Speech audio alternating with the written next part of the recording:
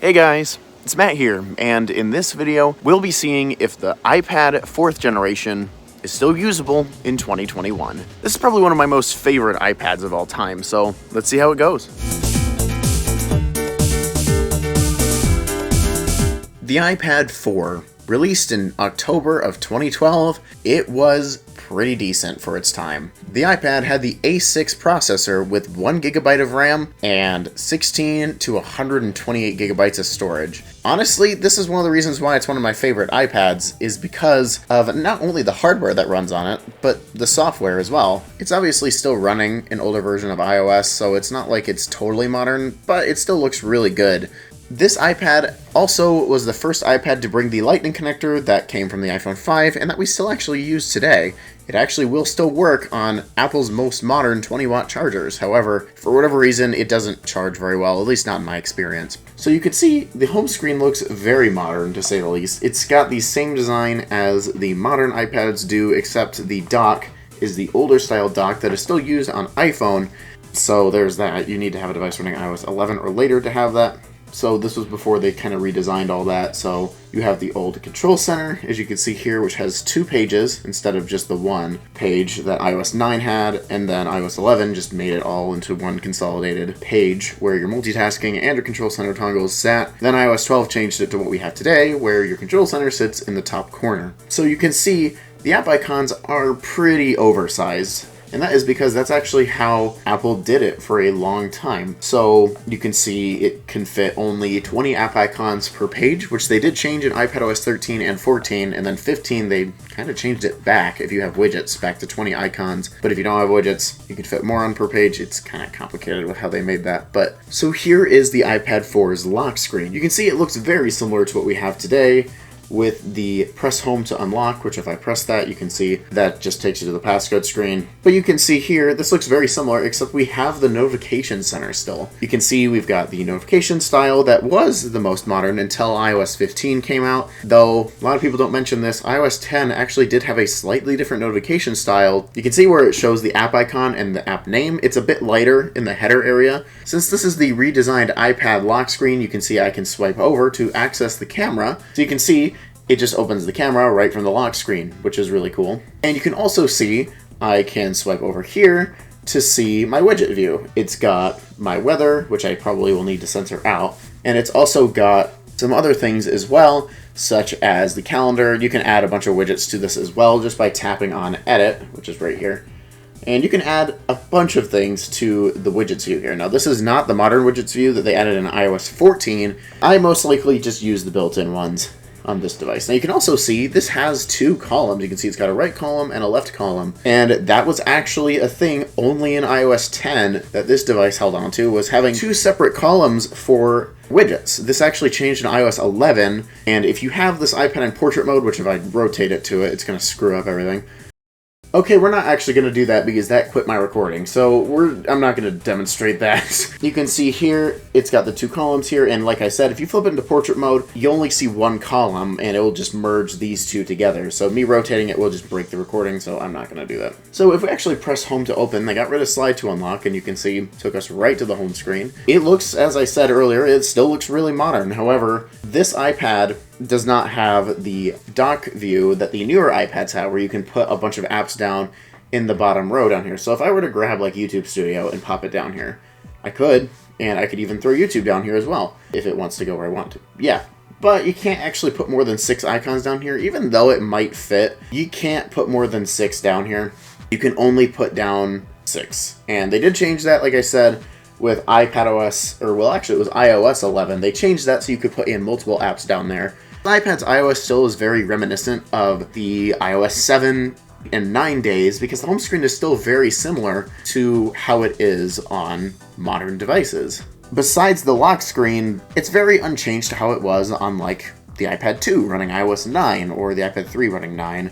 It looks very similar. However, there are a small bit of changes that actually really refine the user interface and just the usability of iOS in this version. And it's honestly still why I say 10 is probably the oldest version that I would say you could probably still use today. So if I were to go into like the settings app, you can see first of all the animations are quite quick.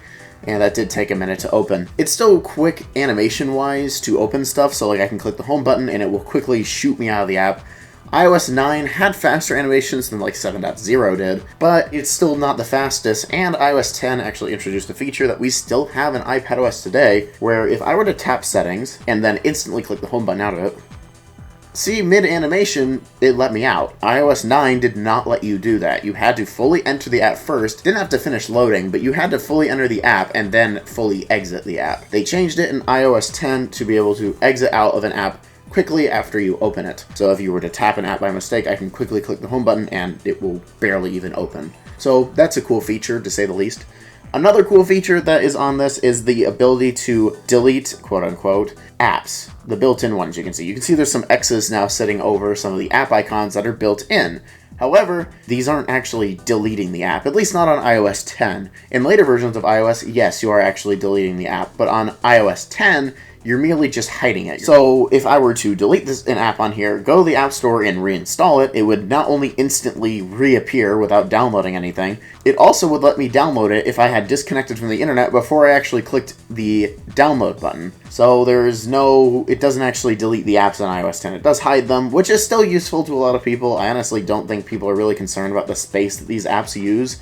It just hides them, so you don't need to really worry about that. Going over a few more of the technical specs of the iPad here real quick, this thing has got the A6 processor with 1 GB of RAM, and it honestly still is very snappy. iOS 10 is the last version that will run on the A6, and it is actually the newest version of iOS that you can run on a 32-bit device like this. You have to have an A6 for it to work, but it honestly runs it really well. So this iPad is a 32-bit device, meaning that you can actually run 32-bit applications on here. Like those older games that you may not be able to play on your new phones anymore, you can play them on here just fine because it's a 32-bit device. So I'm going to show an example of how like a third-party app would run on here. So let's say I go to the SoundCloud app right here. This is not the latest version. The latest version will not run, but you can download the last compatible version and it will work just fine. So if I were to open up the SoundCloud app here, you can see how long it will take.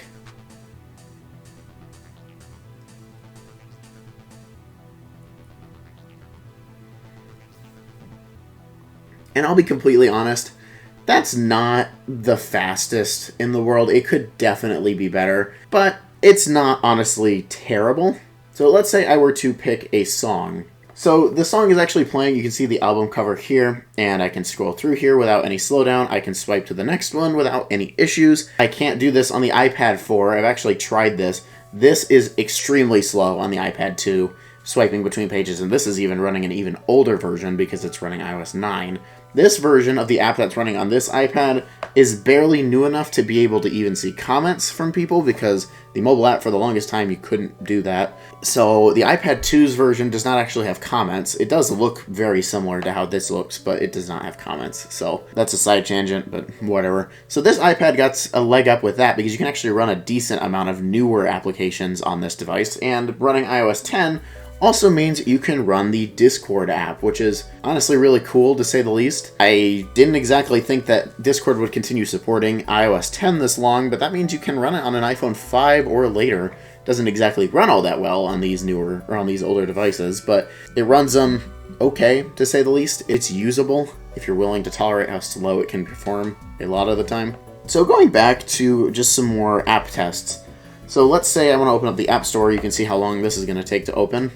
And this does actually use the older style App Store that was pre-iOS 11. So it doesn't look as good as the modern version. You can see, there we go. Yeah, that's not terrible, and it's still totally usable. Like, I can scroll through here. This is totally smooth. I can search for an app up here.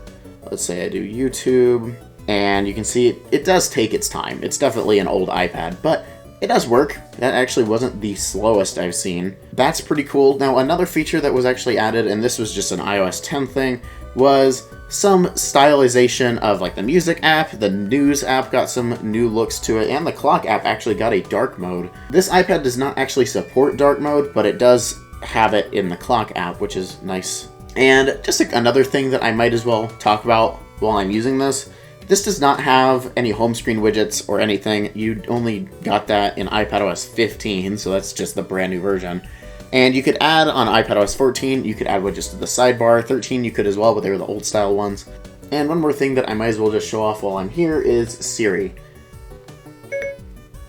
What is the weather in Vancouver?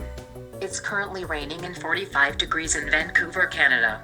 So you can see there, works perfectly fine. Siri does definitely look older. You can even see it's not even the older, it's not even the one that was pre-iOS 14. This Siri is very exclusive to, I think iOS 9 and 10 is this style of Siri. How would I say this iPad is usability-wise? Well, I think it's fine. If you still have one of these and you're still able to use it for like YouTube or whatnot, just some basic stuff, I think it's fine. I think that you definitely should get a newer iPad if you have one of these.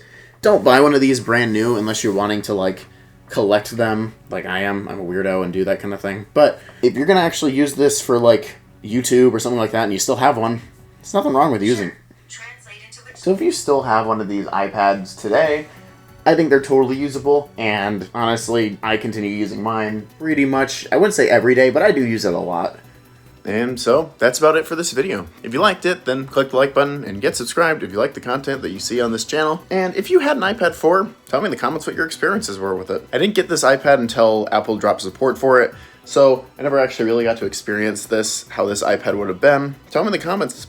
Like I said, if you had good experiences, bad experiences, I'd love to hear about them. Thank you guys so much for watching this video, and I will see you guys all later. Bye.